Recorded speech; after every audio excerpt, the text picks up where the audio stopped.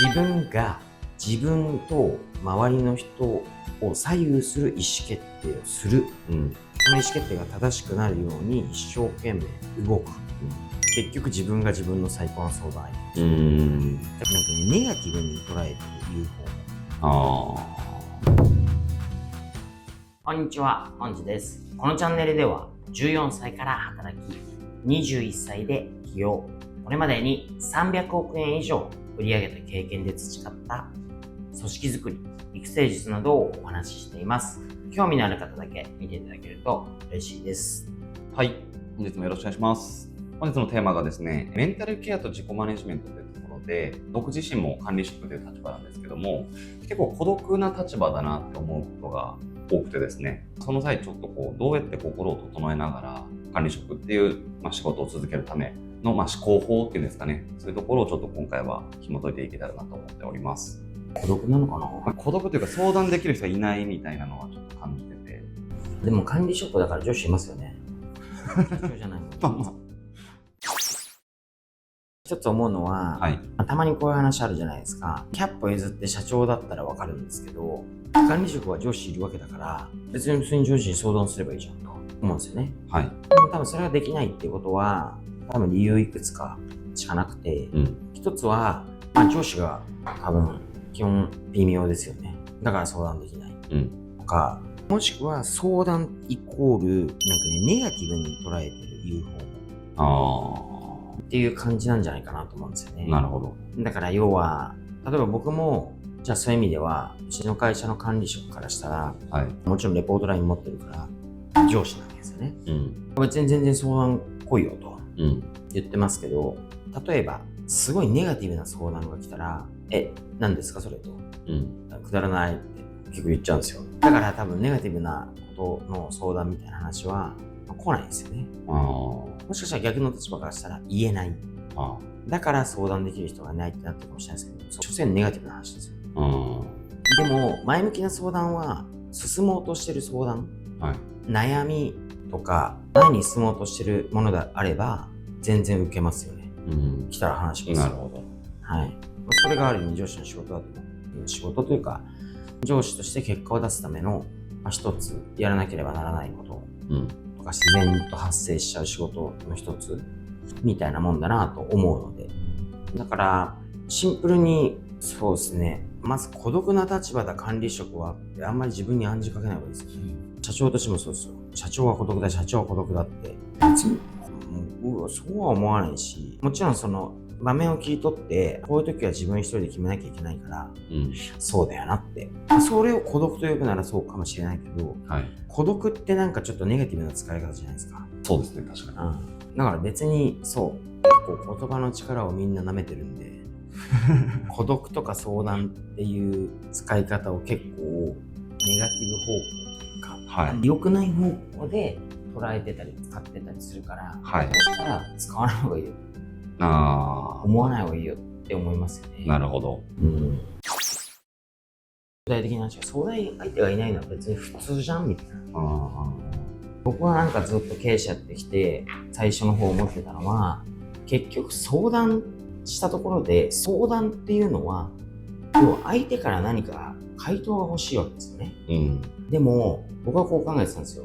いや、相談じゃないなと。相談って、相手から何かを引き出したいときみたいな感じだから、例えば会社で起きる人の問題とかの時に、自分の会社のことを何か問題に起こっている事象、関係者、これは相手全部どんだけすごい人でも分からないよねと。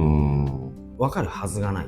それはそうだと。その人が最適解を出せるかどうかは、多分無理だろうと。でも自分も最適解がないから困ってんだけど、だから相談じゃなくて普通に考え方を聞いたり、過去にこういう経験があった時にどうしましたとか、知識を得に行く。だから経験シェアをもらいに行くとか、思考のパターン、自分の思考はもう A みたいになっちゃってたから、思考を聞いたらいきなり Z みたいな思考が来て、そういう考え方もあんのかみたいなとかっていう時もあるわけですよね。だから単純に経験シェアしてもらうとか、知識とか考え方をひねるために聞きに行くってだけなんですよ。なるほど。相談っていうとなんか答えてもらいたい感じじゃないですか。だからそういう意味で僕もずっと相談相手がいなかったですよ。困った時に何かあってに、こういう場合どうしましたとか、こういうことってどう考えますみたいな。って聞くだけだから、そういう意味で相談相手がいないのは普通で。だからどうやって、どのスタンスでいくとか、何を言おうとしてるか、みたいなことを考えていけばいいじゃん。なんで自分の問題他人に解決してもらおうと思ってるのこの野郎みたいな話なんですよ。なるほど。リーダーってみんなそうですよね。だから別に大した問題じゃない。そういう意味では言葉ないかもしれないけど相談できる人いないですよ。聞きに行けばいいじゃん。だから相談できる人がいないってこれも自分に対してネガティブにマインドコントロールしますよ。確かに。暗示をかけちゃってます。だからまあ言うならばね、管理職がね、間に挟まれたり決断迫られることの連続じゃないですか。でもそれが仕事だから。役割だから。だから孤独感みたいなネガティブな感情生まれちゃっても別に普通ですよ。普通。それを孤独だっつってネガティブに持ってって何したいんだあんたはと。だけの話なんで。だから別に相談相手がいないからっつって、いや終わったわみたいな。ないみたいな。聞くってことを考えたら僕だったら先輩経営者もそうだし、別に先輩じゃなくてもいいわけですよ。そうですね。友達の経営者とかにこういう場合どうしてんのとか、こういう場合ってどう考えるとか。だからそう考えたら聞く人いっぱいいますよ。確かに。だから別に他の部署のリーダーでもいいし、マネージャーでもいいし、他社の同じようなね、感じでやってる、例えば友達とかでもいいし、なんなら別にね、社外の学びの場、勉強会に行って、そういうテーマの勉強会行ったら、みんなそういう悩み持ってるって体だから、聞いたらいいじゃんかと。本だってそうだよねと。そうやっていろんな情報を持ちつつ、やっぱ自分との対話、要は自分の思考の整理ですよ。が、結局、僕の価値観でいくと、結局自分が自分の最高の相談相手。自分にしか相談できない。テクニカルな問題で知らないことを聞きに行くのはもちろん相談でいいですけど、だから相談できる人を探すとかっていう感覚じゃなくて、自分の中にある思考を整理する習慣を持つ。いろいろ聞きに行く。これはマネージャーだからってわけじゃないですよね。プレイヤーでもそうですけどね。自分の中に情報をいっぱい入れて、情報を知識にしていっぱい入れて、それをちゃんと自分の思考としてマッチングさせて、整理して、そういう習慣持ったら別にそんなに大した問題じゃない。視野を広げることが大切なんですね。そう言われればそうかもしれないですね。単純に社内の相談相手の数として考えてましたけど。もう、若いメンバーとか部下とか、過去に相談があるんですけどって来た中で、だいたい82か73ぐらい、ちょっとネガティブですよね。相談があるんですけどって来るね。なるほど。ちょっと聞きたいことがありますって言われた方が、こっちも構えなくていいというか。確かに。なるほど。なんでちょっと相談のね、じゃあ意味は何なんだとかっていう話になっちゃったらだから、シンプルに相談できる人がいるの普通だね。そういうもんだよね。経営者もそうなんだよね。つって、管理職っぽくなってきたね、みたいな。そんな感じですけどね。たまにありますよ、うちの部下とかで。支店長とかがね、僕のレポートラインにいる支店長とかが、決めなきゃいけないことに悩んでる。これはちょっとネガティブポジティブ置いといて。これどうした方がいいと思いますかねって言うから、いいよ、自分で決めればいいじゃんみたいな。でもこれもあって、あれもあって、これもあってっつって、ちょっとどうしていいか悩んでんですよね。俺もいつもそうやって悩んでる。リーダーってそういうもんじゃん。で決めなきゃいけないのがリーダーだからさ。だからどうしたらいいですかって言うんだったら、俺答えたくないんだよねと。だから聞き方としては、こういう場合社長は過去こういう経験ありますかとか、こういう場合って社長だったら、過去どうしましたかとか、社長だったらこういう場合どうしますかって聞かれた方が、俺だったらこうするけどねみたいな。俺は昔そういうことがあった時にこうしたけどね、その結果良かったことこれで悪かったことこれでとか、こんな感じかなみたいな。最後決めてみてみたいな。なるほど。そういう感じにしますよね。それが相談ってそういうもんだよってなったら別にそれでいいし。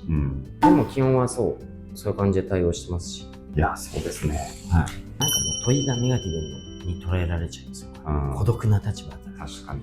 管理職は心を整えながら続けるための何なのそのネガティブな相談できる人がいない。そもそもこれネガティブに捉えてネガティブに考えちゃってるやっぱり。そもそもそこからして直した方がいいと思う。思考を変えていった方が、こんなことずっと言ってたら多分あなたどっか潰れますよみたいな。孤独を超えてこう強くなるみたいな、そういう考え方、なんかこう相談相手の数とかそういうところじゃなくて、自分で考える力とか問い続ける姿勢を意識していけば、孤独を超えてそれが強さになるのかなみたいな。そもそも孤独って、はい、勝手な解釈じゃないですか。まあそうですね。だって何があってどう定義したら孤独なんですかって話なんですよね。一日のうちに15時間一人でいる人が孤独ですとかね。そういうこと言ってないですよね、多分ね。そうですね。多分この問題を真剣に自分で考えなきゃいけないのは自分しかいなくて俺孤独だとか、なんかそんな感じで言ってるわけですよ。そうです。孤独の解釈も自分で決めてるわけじゃないですか。でもそもそも管理職って言ってるわけだから、メンバーがいるし、上司もいるし、会社も別に少なからず数人はいるわけですよね。これを自分で一人で決めなきゃいけないから、それが孤独なんだと思うのは勝手にあなたが思ってることですよねって話で、そういう意味で僕は思ったことないですよ、別に。だから社長って孤独だよねって言われると、僕は違和感なんですよ。なるほど。そうかなみたいな。なるほど。だからもうネタとして使うだけですね。いじりたい時とかいじられる時とか、俺の孤独だからさみたいな。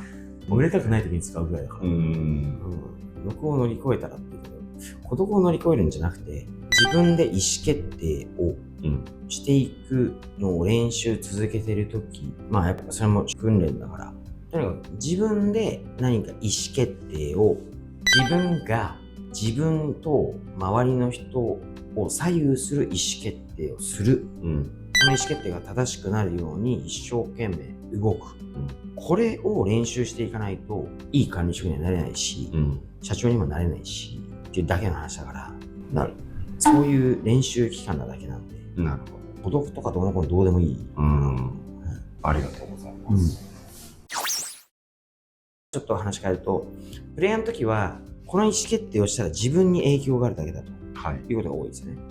でも管理職になると、この意思決定で自分も会社も、メンバーも影響を受けるから、自分がマイナスを被るだけじゃないわけですよね。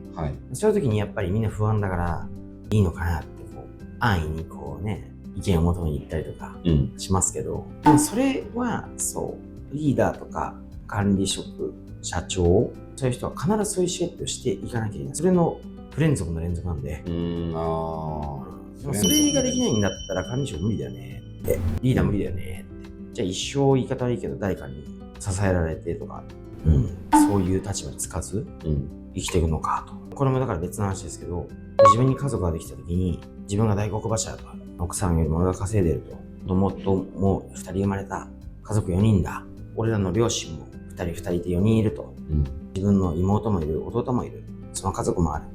もしこういう時に自分の親が亡くなった、葬式どうすんだとか、この後のそれこそ資産の相続どうすんだとかっていう時に何も決めないですよ。何も決めないし、何もリーダーシップ取れないし、結果もめたりとかするわけですよ、多分ね。そういうのもできない人ってことですよ。なるほど。そういうのをうまくまとめられない人みたいな。なんで、孤独な立場で働く管理職が心を整えながら続けるための思考法って言われたら、そもそも孤独な立場で働く管理職って考え方やめた方がいいんじゃないの。心を整えながら続けるための思考法って、そのスタンスでい続けたら多分そのうち炎上しますよと、自分が。多分続けられないですと。相談できる人がいない。生き抜き方ってなんか、大変なもん、辛いもんなのみたいな。いや、単純にシンプルにプレイヤーより考えることを大きくなって範囲が広くなっただけでしょ。なんでその罰ゲームみたいな言い方してるの。確かにそうですね。勝手な解釈ですね、これは。社会人の生き抜き方とかって書いたらさ、社会人がずっと辛いみたいじゃん。社会人として活躍の仕方とかさ、管理職の活躍の仕方とか、言い換えてくれても全然意味がないみたいな。ちょっといろいろ言いましたけど、相談できる人がいないんです。管理職の生き抜き方を教えてくださいって飛んできたら、頑張れはい。根本的に考え方を見直そうかなと思いました。ありがとうございました。管理職のメンタルケアと自己マネジメントみたいな項目としてお話をさせていただきました。少しでも気づきとか学びがあった方がいたら、嬉しいと思います。ありがとうございました。